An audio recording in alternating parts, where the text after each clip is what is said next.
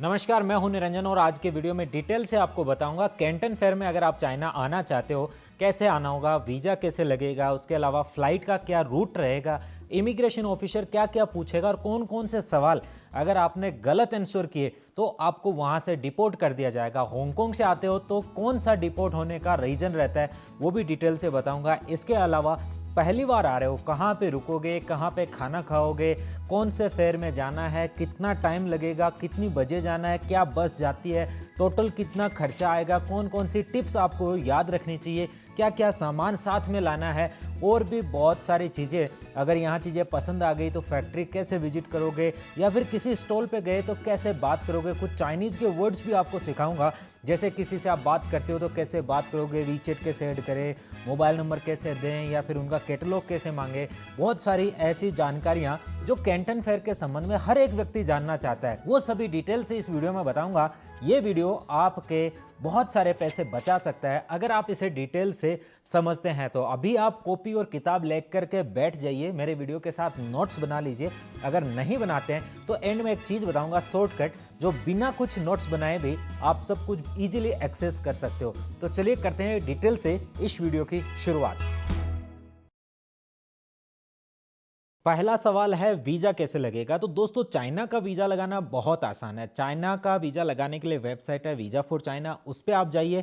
वहाँ जाकर के सीधा आप अपने सारे डॉक्यूमेंट्स अपलोड कर दीजिए। उससे पहले आप कैंटन फेयर का जो इनविटेशन लेटर है और बायर बैच है वो प्राप्त करिए। उसके लिए आपको cantonfair.com की जो वेबसाइट है उस पर जाना होगा। ये सारी चीज़ें मैं अपने डिस्क्रिप्शन बॉक्स में भी लिख रहा हूँ ताकि आप वहाँ से करेक्ट लिंक पे जा करके क्लिक करके जा सके।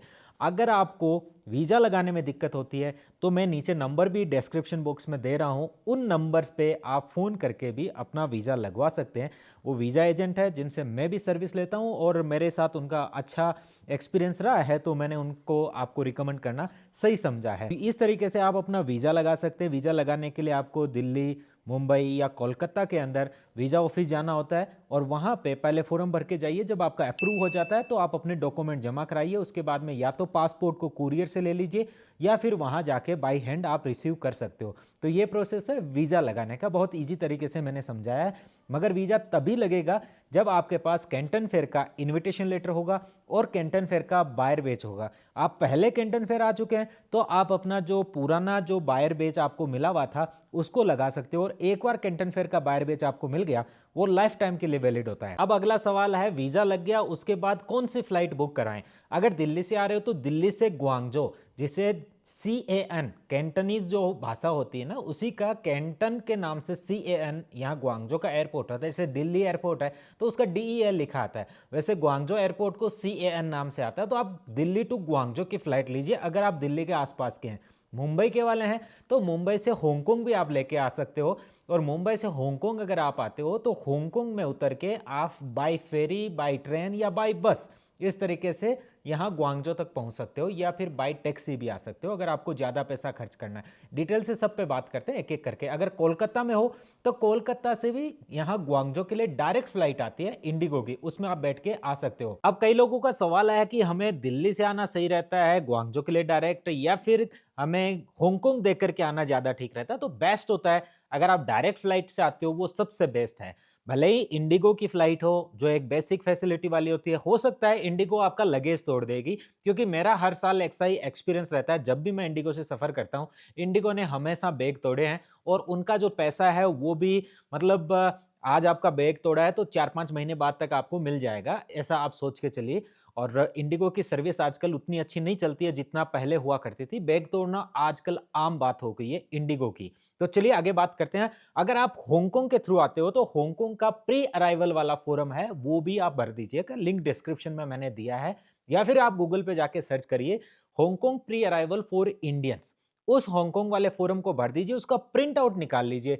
अगर वो प्रिंट आउट आपके पास हांगकांग एयरपोर्ट पे पहुंचने के टाइम नहीं होता है तो इमिग्रेशन ऑफिसर आपको बोलेगा यहाँ पे एयरपोर्ट पे एक दुकान है, उससे आप प्रिंट करवा के लाओ। और वहां प्रिंट कराओगे तो इंडिया के 2500 रुपए, जो यहाँ हांगकांग डॉलर में 200 हांगकांग डॉलर के करीबन बनेगा, वो 200 हांगकांग डॉलर आपको पे करना पड़ेगा केवल एक प्रिंट आउट के लिए। तो उससे आपको बचना है, 2500 रुपए नहीं खर्च करने, तो आप अपने इंडिया से अपने साथ प्रिंट आउट निकलवा लीजिए। और हांगकांग का जो प्री अराइवल है दोस्तों, वो 6 महीने के लिए वैलिड होता है। आपने आज भर दिया, अब उसमें 6 महीने में आप कितनी बार भी हांगकांग आ जा सकते हो, उसमें कोई फर्क नहीं पड़ता है। तो वो आपके पास होना जरूरी है।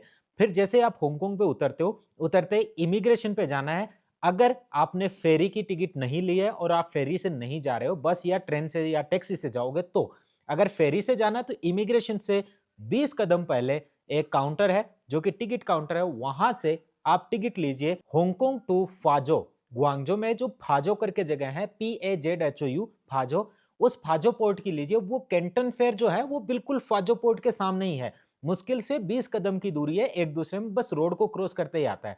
तो उस फाजो के कॉम्प्लेक्स के ऊपर आपको जाना है। अगर आप कैथे पैसिफिक की फ्लाइट लेके आते हो तो उसकी जो फ्लाइट की टिकट खरीदते हो, उसी समय आपको फेरी की भी टिकट खरीदने का ऑप्शन मिलता है। आपको इस तरीके से करना है। अगर आप वहां पहुंचने के बाद खरीदते हो तो भी आपको ऑप्शन है, वहां खरीद सकते हो। और जो फेरी वाले से खरीद रहे हो उसको आप अपना बोर्डिंग पास दीजिए, वो आपका लगेज बेल्ट से लेकर के आ जाते हैं और आपके फेरी में आपको बिठा देते हैं। और हांगकांग की बजाय आपका सीधा इमिग्रेशन होता है ग्वांगजो के अंदर फाजो टर्मिनल पे। और फाजो टर्मिनल पे जैसे ही आप उतरते हो तो आपको वहां से लगेज भी मिलेगा, प्लस वहां एक मशीन लगी मिलेगी जिसके ऊपर जो आपने बायर बेच और इनविटेशन लेटर पहले से रिकॉर्ड किया हुआ है, उसके साथ में आप वहां अगर बायर बेच का जो QR कोड है उसको वहां स्कैन कर देना, प्लस अपना पासपोर्ट रखना, तो आपका प्रिंट होकर के आ जाएगा बायर बेच, जिसे आप ID कार्ड भी कह सकते हो। इमिग्रेशन में आपसे क्या क्या सवाल पूछे जाएंगे वो भी आपको बताता हूं। बायर बेच और भी अलग अलग जगह से आप प्रिंट करवा सकते हो, उसकी भी बात करेंगे। इमिग्रेशन ऑफिसर चाहे हांगकांग में हो चाहे ग्वांगजो में हो, कुछ सवाल फिक्स है। आप क्यों आए हो, दोनों पूछेंगे। कितने दिन रुकोगे, दोनों पूछेंगे। कब वापस जा रहे हो, दोनों पूछेंगे। हांगकांग वाला एक्स्ट्रा पूछेगा, लाइए हांगकांग का प्री अराइवल जो रजिस्ट्रेशन आपने किया है वो आप हमें पहले दिखाइए। दूसरा पूछेगा, आप अगर ग्वांगजो जा रहे हो तो आपने डायरेक्ट फ्लाइट क्यों नहीं ली, आप यहां से क्यों जा रहे हो। तीसरा सवाल हांगकांग वाला अलग से ये भी पूछ सकता है कि आप हांगकांग से ग्वांगजो जाने के लिए फेरी क्यों नहीं यूज कर रहे, आप ट्रेन या बस से क्यों जा रहे हो। तो इस तरीके से ये उनका बेसिक सवाल होता है। और अगर आपने सवाल का उत्तर देने में कुछ गड़बड़ी की तो यकीनन हांगकांग से मैक्सिमम वो कैंटन फेयर के टाइम भारत से आए या पाकिस्तान या बांग्लादेश, इन 3 कंट्री से जितने भी लोग आते हैं, उनको पता नहीं क्या रीजन है जिस वजह से उनको अलग से निकाल लेते हैं और उनसे ज्यादा पूछताछ करते हैं। तो उस तरीके का ये जो सीन होता है उससे बचने के लिए आप अपने सारी चीजों के सवाल दिमाग में प्रिपेयर रखिएगा। अपनी रिटर्न टिकट भी बुक करके रखिएगा। अगर आप आगे बाई ट्रेन जा रहे हो तो उसके लिए trip.com नाम की वेबसाइट है या trip.com नाम की जो मोबाइल ऐप है उस पर जाकर के हांगकांग टू ग्वांगजो आप टिकट बुक कर सकते हो। देखिए हांगकांग से ग्वांगजो आने की अलग अलग टिकटें होती है। ग्वांगजो नान मतलब ग्वांगजो साउथ की भी आती है, ग्वांगजो जो तुंग मतलब ग्वांगजो ईस्ट की भी आती है। तो ग्वांगजो ईस्ट अगर आप जाते हो तो वो कैंटन फेयर कॉम्प्लेक्स के ज्यादा नजदीक है। ग्वांगजो नान या ग्वांगजो साउथ है वो थोड़ा दूर पड़ता है, वहां से आपको मेट्रो लेकर के या फिर बाई टैक्सी जाना पड़ेगा, तो वो आपका एडिशनल खर्चा ऐड हो जाएगा।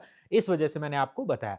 बाकी आप अगर बस से सफर करते हो तो हांगकांग का जो इमिग्रेशन है वो कंप्लीट करके बैग लेके जैसे ही आप बाहर आते हो, लेफ्ट साइड में एंड तक चले जाना, वहां पे आपको बस का काउंटर देखने को मिलेगा और वहां से आप बस की टिकट लीजिए और उसमें बैठ करके आपको शंजन तक बाय फ्लाईओवर है उसके थ्रू आता है। और शंजन के पोर्ट पे फिर से आपका इमिग्रेशन होता है चाइना का। वहां से इमिग्रेशन होने के बाद बाहर निकलना, बाहर फिर से लाइन से बसें लगी रहती है, फोशान, जामन, शंजन के अंदर की या फिर नजदीकी जितनी भी जगह है जो आसपास की ग्वांगजो और इन सभी सिटी की, वहां से आप ग्वांगजो वाली बस में बैठ करके ग्वांगजो तक जा सकते हैं।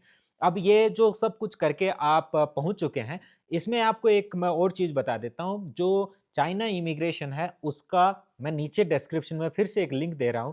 उस लिंक से आप प्री अराइवल का एक जो कागज का पेपर भरा जाता है, किसी भी कंट्री आप जाते हो तो एक पेपर भरना पड़ता है अराइवल का, अराइवल कार्ड बोलते हैं।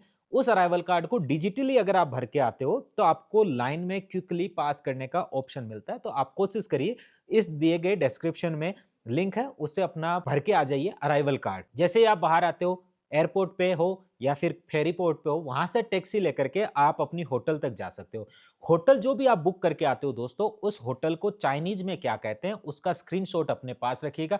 जिस भी टैक्सी में बैठते हो उसे वो स्क्रीनशॉट दिखा दीजिए, वो वहां तक आपको ले जाएगा। अब चीटिंग से कैसे बचना है? उस समय बहुत सारे लोग कहते हैं हमारे साथ थोड़ी चीटिंग हो गई, बहुत ज़्यादा पैसा माँग लिया। तो जब आप बैठते हो उसी समय मीटर ऑन करवा दीजिए। दूसरा क्या है कि आपसे अगर टैक्सी वाला कहता है कि अगर मैं टोल रोड यूज़ करूँगा तो आपको टोल का पैसा देना पड़ेगा। जैसे कई लोग हैं जो ग्वांगझो एयरपोर्ट पे उतरते हैं और फोसान में अपनी जो होटल है वो बुकिंग करते हैं, तो वहाँ से वहाँ तक रास्ते में टोल आता है। तो अगर टोल की रोड वो यूज़ करता है तो आपको टोल का जो पैसा है खुद पे करना होता है। तो आप ओके बोल दीजिए कि टोल का मैं आपको दे दूँगा। टोल रोड को बोलते हैं काओसुफे, इस तरीके से चाइनीज़ में बोलते हैं। तो ये कंप्लीट हुआ, होटल तक पहुँचेगा। अब आपकी होटल कहाँ बुक होनी चाहिए ताकि आपको इंडियन रेस्टोरेंट आस-पास में मिल जाए? देखिए चाइना के अंदर बहुत सारे इंडियन रेस्टोरेंट हैं। बहुत सारे इंडिया के लोग आते हैं जिनको प्योर वेज खाना है। तो प्योर वेज खाने के लिए 2 तरीके के लोग हैं। एक तो जैन टाइप के लोग हैं जिनको ये भी एक्सेप्ट नहीं है कि उस रेस्टोरेंट में वेज एंड नॉन-वेज दोनों बनता है। कुछ लोग ऐसे हैं जिनको कोई फ़र्क नहीं पड़ता है कि रेस्टोरेंट में क्या बनता है, बट वो थाली में उनको वेज चाहिए। पहले वाले कैटेगरी के लोग हैं जो जैन खाना पसंद करते हैं, उन लोगों के लिए चाइना में अलग-अलग रेस्टोरेंट है जो प्योर वेज रेस्टोरेंट और बुफे प्रोवाइड करते हैं। जैसे एक है कल्चरल पार्क मेट्रो स्टेशन पे मामा जी करके रेस्टोरेंट है। उसमें हस्सी आरंभी का आपको थाली मिलेगा। यहाँ पे जो थाउचिन मेट्रो स्टेशन है लाइन नंबर 5 का, उसके ऊपर आपको जो शर्मा जी रेस्टोरेंट मिलेगा 150 आरएमबी का, जो कि इंडिया के लगभग 1900 1800 रुपए बनते हैं, उसकी आपको वन टाइम वन पर्सन का बुफे प्रोवाइड करता है। इसके अलावा बहुत सारे और रेस्टोरेंट्स हैं जो उस समय इसी तरीके से अलग-अलग तरीके से थाली प्रोवाइड करते हैं जो आप अपने बजट के अकॉर्डिंग बजट फ्रेंडली बुक कर सकते हो होटल उसके नज़दीक। अब आता है होटल कहाँ बुक करें, ये खाने का मैंने आपको बताया। होटल बुकिंग के लिए दोस्तों आप कैंटन फेयर कॉम्प्लेक्स से थोड़ा दूर जाइए। अगर आपको 5 स्टार होटल चाहिए, बिल्कुल कन्वीनियंस चाहिए, तो आप कैंटन फेयर के बिल्कुल पास में कर सकते हो। कैंटन फेयर की जगह का नाम है फाजो मेट्रो स्टेशन, PAZHOU फाजो। वहाँ पे आप trip.com में जाइए और फाजो लगाइए या फिर इम्पोर्ट एक्सपोर्ट कॉम्प्लेक्स बोलते हैं उस जगह को। तो ये जाकर के आप trip.com में बुकिंग करिए, आपको बहुत आसानी रहती है। तो ये चीज़ आप जब करते हो तो आप वहाँ पे बुकिंग कर सकते हो। वहाँ वेस्टिन होटल है और भी बहुत सारी होटल है, सोफिटेल होटल है, आस-पास में आपको बहुत सारी होटल्स देखने को मिलेगी। उनमें आप रुक जाइए। इसके अलावा आपको चाहिए कि नहीं मेरे को होटल उतनी वीआईपी हो, ऐसा ज़रूरी नहीं है, बट मैं किसी भी होटल में रुक सकता हूँ, बट इंडियन खाना मिलना चाहिए। तो उसके लिए आप लाइन नंबर 5 का थाउचिन मेट्रो स्टेशन चूज़ करिए या फिर लाइन नंबर 5 पे आपको और भी मैं यहाँ पे स्क्रीन पे लगा रहा हूँ, इन रेस्टोरेंट पे आप जो मेट्रो स्टेशंस हैं, इनके ऊपर आप बढ़िया से और अपना होटल आस-पास में देख सकते हो, जो कि आपको रुकने के लिए सूटेबल होता है। अगर कल्चरल पार्क नामक मेट्रो स्टेशन पे आप रुकते हो, जहाँ पे इलेक्ट्रॉनिक मार्केट है, आपको मोबाइल एक्सेसरीज़ या मोबाइल पार्ट्स चाहिए, तो वहाँ पे आप रुक सकते हो। वहाँ पे आपको 2 इंडियन रेस्टोरेंट मिलते हैं, जिसमें मामा जी है, मसाला किंग है, दोनों में आप खाना खा सकते हो। मसाला किंग में वेज और नॉन-वेज दोनों आता है। अब चलिए आगे बात करते हैं, आपकी होटल से आप कैंटन फेयर कॉम्प्लेक्स तक कैसे पहुँचोगे, उसके अलग-अलग रास्ते हैं। अगर आप टैक्सी से जाना चाहो तो आप जा सकते हो, लेकिन टैक्सी उस समय बहुत भीड़ होती है, दोस्तों टैक्सी से बचिएगा। कोशिश करिए टैक्सी से न जाएँ। दूसरा आता है फ्री शटल बस जो आपकी होटल द्वारा प्रोवाइड की जाती है। अगर आपकी होटल कोई भी 3 स्टार से या ऊपर है, 3 स्टार, 4 स्टार, 5 स्टार, तो वो ऑलमोस्ट आपको फ्री शटल बस की फैसिलिटी प्रोवाइड करते हैं। तो आप उसमें बुकिंग करके आसानी से आगे जा सकते हो और कुछ अलग से बुकिंग नहीं करनी होती। सुबह 8 बजे के करीबन बस जाती है, एक 10 बजे के करीबन जाती है। हर एक होटल का अपना टाइम टेबल होता है। आप बोल दीजिए उनको कि हमें आप बताइए कि कौन-सी कितनी बजे बस जाएगी। आप उसके अकॉर्डिंग उठ करके उसमें जा सकते हैं। दूसरा आता है बस में आपको नहीं जाना, बस नहीं जा रही जिस होटल में आप रुके हो वहाँ से, तो आप क्या करिए मेट्रो चूज़ करिए। मेट्रो सबसे सुगम और सस्ता और सबसे कम टाइम लेने वाला है। उसमें थोड़ी-सी भीड़ होती है लेकिन सभी टाइम भीड़ नहीं होती। आप कोशिश करिए जब भी जाएँ, जाते टाइम तो भीड़ होगी नहीं क्योंकि सभी लोग अलग-अलग टाइम जाते हैं, अलग-अलग टाइम से आते हैं।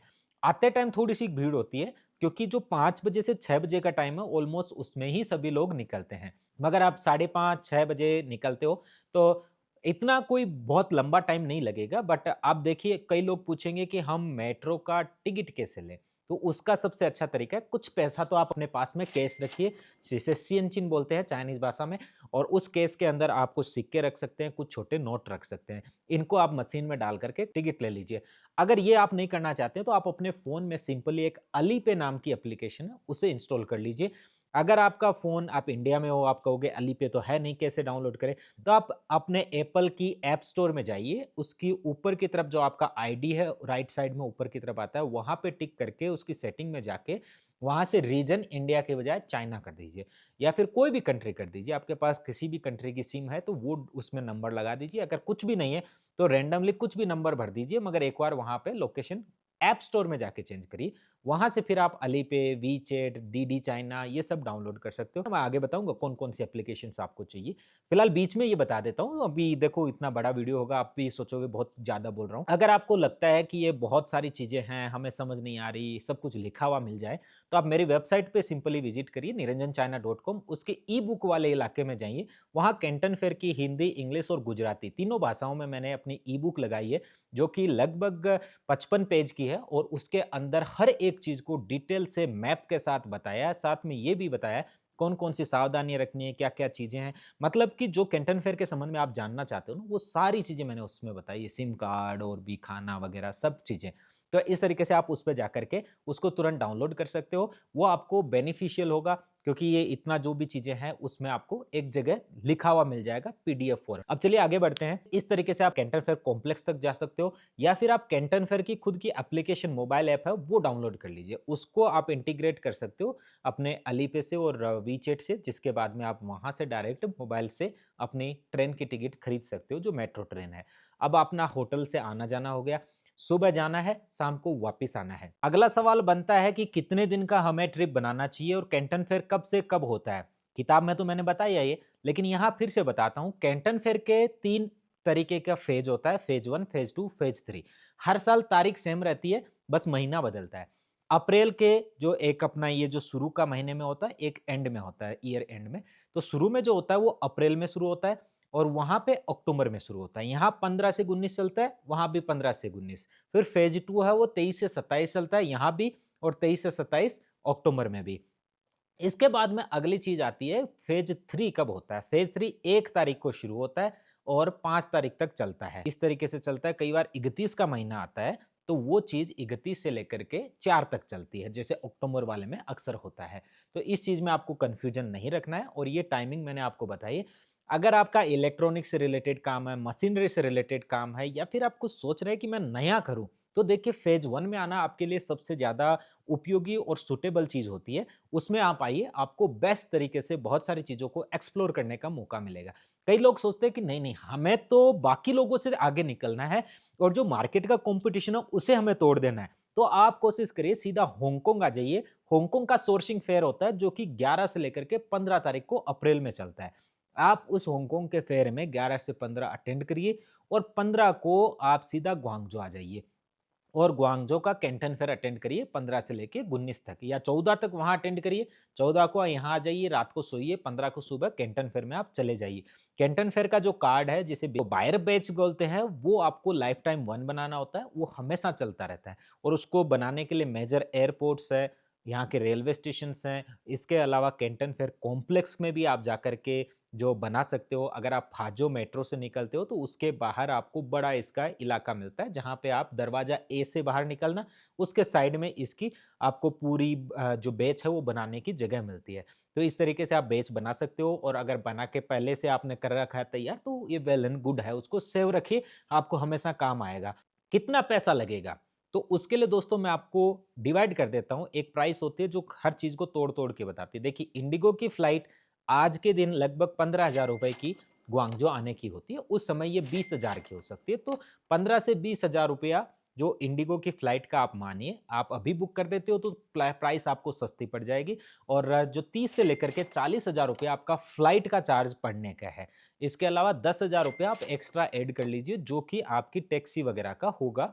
येन केन प्रकारेण आपको लग जाएगा, उसको ऐड कर लीजिए आप एक राउंड फिगर में। वो कम भी हो सकता है और बहुत कम भी हो सकता है। कई लोग तो 2,000 में भी अपना पूरा काम निपटा देते हैं, बट मैं आपको 10,000 बोल रहा हूँ, तो 40 और 50,000। फिर आपके होटल की बात आती है, तो देखिए कैंटन फेयर के टाइम होटल्स है वो थोड़ी महंगी हो जाती है।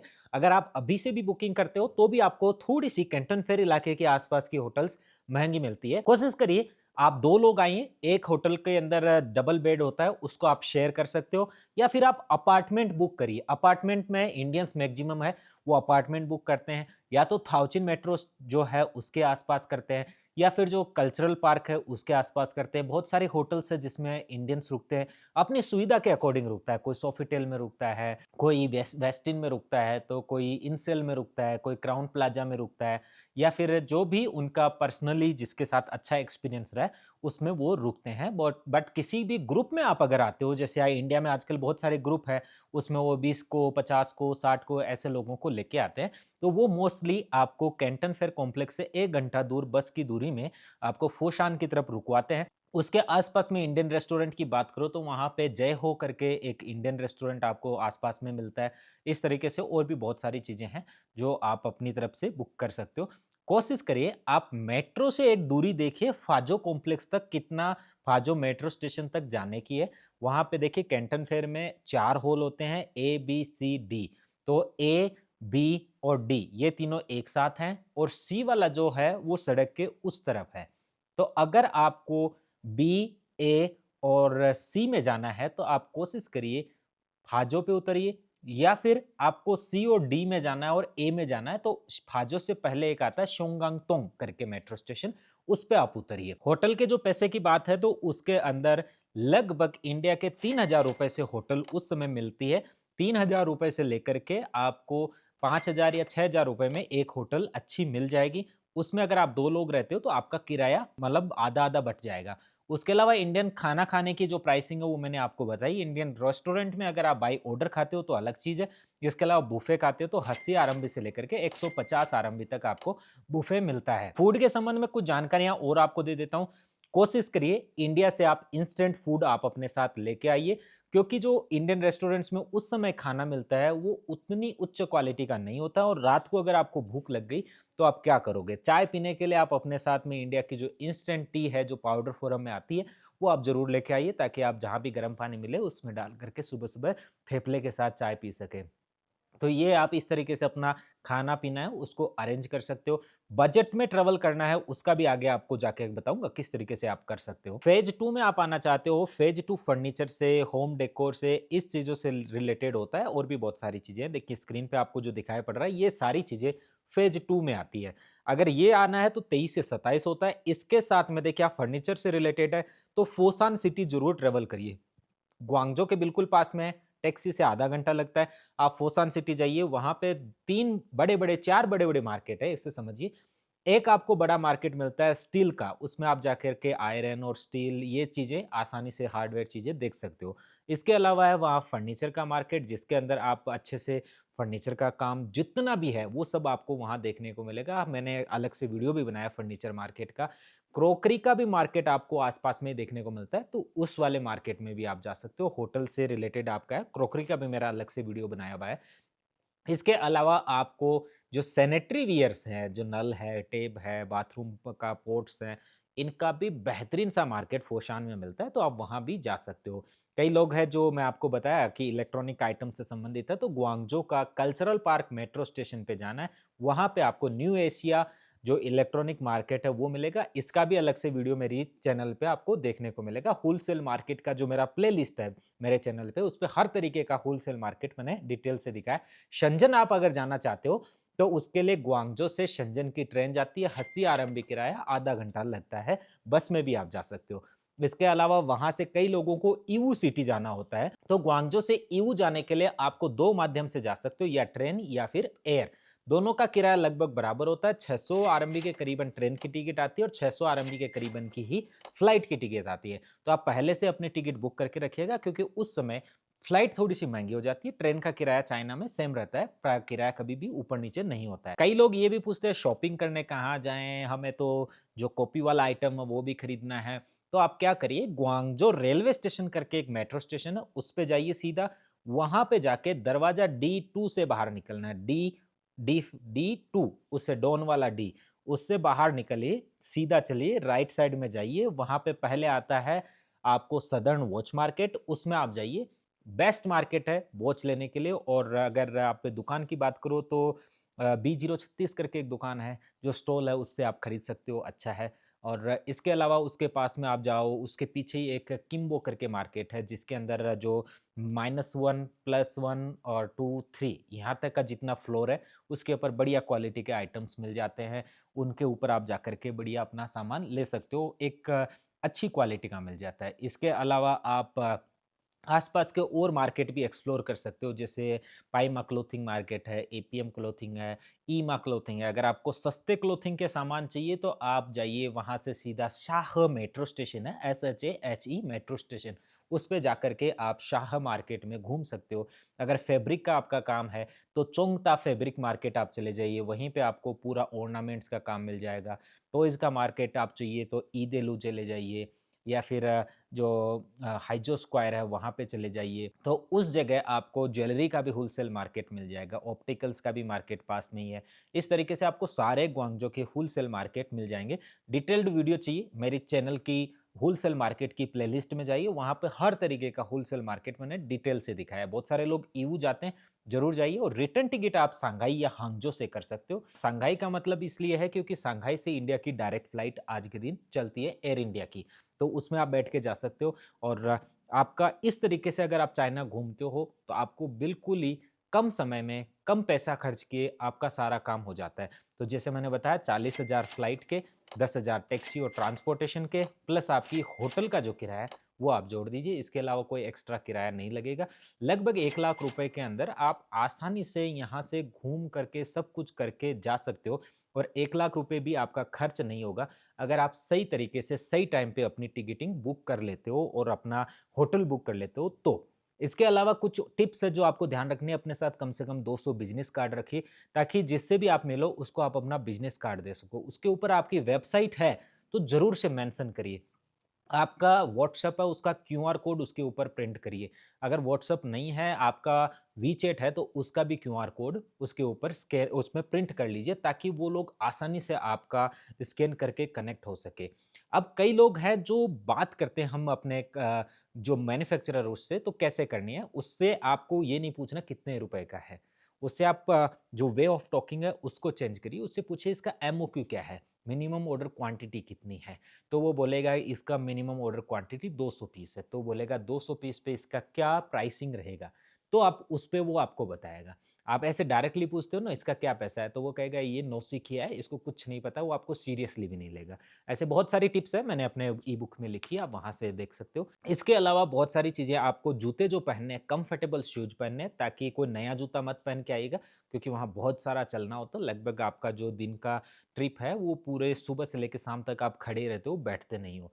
इसके अलावा जब भी आप किसी से मिलो तो थोड़ा पोलाइटली मिलना, और वो आपसे बहुत अच्छे से मिलते हैं। चाइना के कैंटन फेयर में जो कंपनी आई है उनको आप इस बार नहीं आ पा रहे हो, वहीं बैठ करके आपको देखना है, तो आप कैंटन फेयर की एप्लीकेशन डाउनलोड करिए। उस पे वो सारी कंपनियां रजिस्टर है जो यहाँ पे अपना स्टॉल लगा रही है, उनका कैटलॉग आप देख सकते हो। उनसे घर बैठे इंडिया में आप कांटेक्ट कर सकते हो। उनका मोबाइल नंबर, उनका ईमेल आईडी, वेबसाइट सब वहाँ पे फ्री में रजिस्टर किया हुआ आपको मिलता है।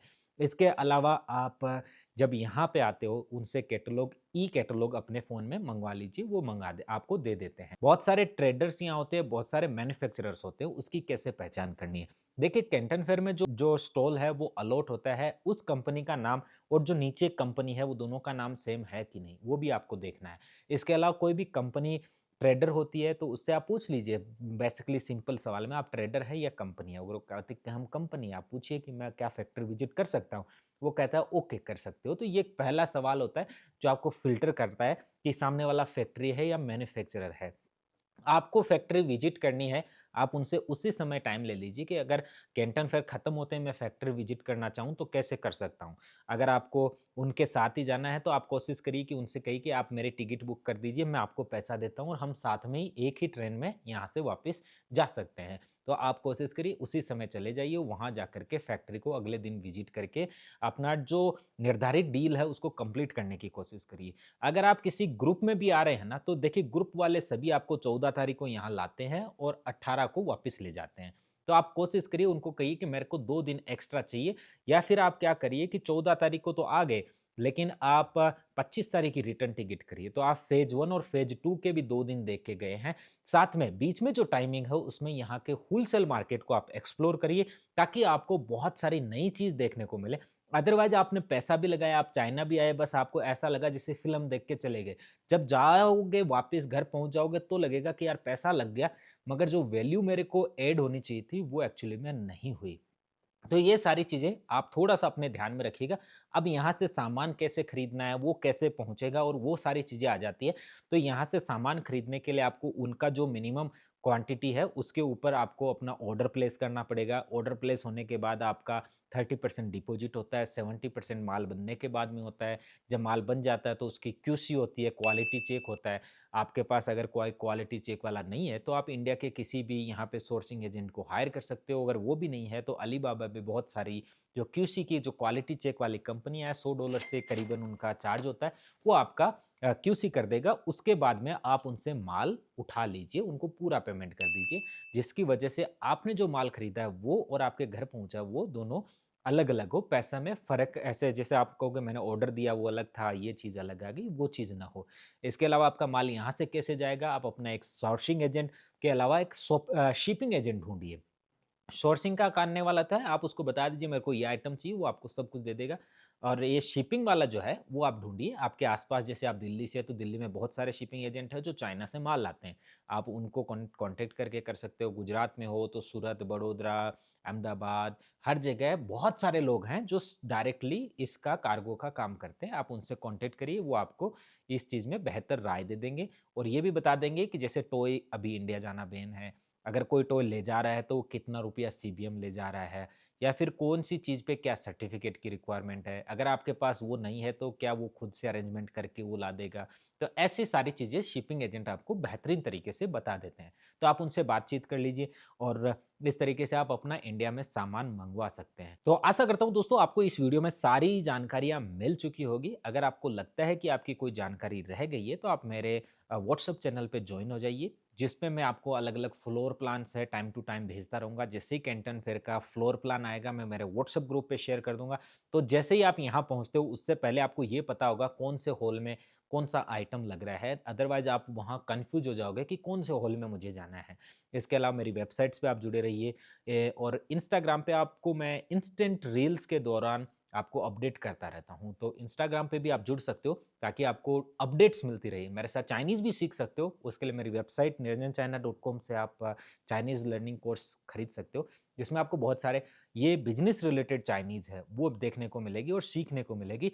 अगर आपने इतनी चाइनीज़ सीख ली जितनी मैंने आपको हिंदी में सिखाई, एक-एक वर्ड वहाँ समझाया कि कैसे इसको हिंदी में बोलेंगे, पैसे को क्या बोलेंगे, कितना पैसा है, एमओक्यू कितना है, मेरा माल कब तैयार हो जाएगा, कब डिलीवरी होगी और भी बहुत सारी चीज़ें, इसका माल खराब है, नहीं आपका नेगोशिएशन सही नहीं है, इसकी प्राइस नीचे करिए, प्राइस बहुत ऊँची है। ये सारी चीज़ें उस कोर्स में मैंने आपको हिंदी में सिखाई है कि कैसे चाइनीज़ में बोलते हैं। तो वो कोर्स अगर आप जॉइन करना चाहते हैं तो आपका मोस्ट वेलकम है। आपको भविष्य में ये चीज़ पक्की है, मैं कह सकता हूँ, आज नहीं तो कल दुनिया ये मान लेगी कि चाइना के बिना काम नहीं चलेगा और चाइना ही मैन्युफैक्चरिंग का जो पावर हब है, वो बना रहेगा, पावर हाउस चाइना ही रहेगा। तो आपका काम चाइना से फ्यूचर में बढ़ने का है, कम नहीं होने का, चाहे आप किसी भी कंट्री में रहते हो। और जब चाइना के साथ काम बढ़ेगा तो चाइनीज़ आपने सीखी, आज प्रयास शुरू करोगे तो आने वाले कुछ सालों में आप चाइनीज़ में और परफेक्ट हो जाओगे। मगर शुरुआत ही नहीं करोगे तो परफेक्शन का सवाल भी नहीं है। तो दोस्तों आपसे मिलके बहुत अच्छा लगा और कैंटन फेयर की बहुत सारी अपडेट्स मैं मेरे व्हाट्सएप ग्रुप पे देता रहूँगा। मिलते रहिए और जॉइन कर लीजिए। सभी चीज़ों के लिंक मैंने डिस्क्रिप्शन में दिए हुए हैं और कमेंट बॉक्स में भी मेंशन किया हुआ है, तो आप जाकर के ज़रूर चेकआउट करिए। देखने के लिए बहुत-बहुत धन्यवाद और वीडियो कैसा लगा? इन्फॉर्मेशन में कोई कमी है तो वो भी कमेंट बॉक्स में आप मेंशन कर सकते हो और कहाँ से आप मेरा वीडियो देख रहे हो? कैंटन फेयर के बारे में आपका क्या विचार है? आना चाहते हो? कितनी बार आ रहे हो? ये भी मुझे बताइएगा ताकि कौन से फेज़ में आ रहे हो? तो मैं अगर कैंटन फेयर में जाता हूँ तो हो सकता है कैंटीन फेयर में मिल सकते हैं। See you next video, have a good time दोस्तों, बाय बाय।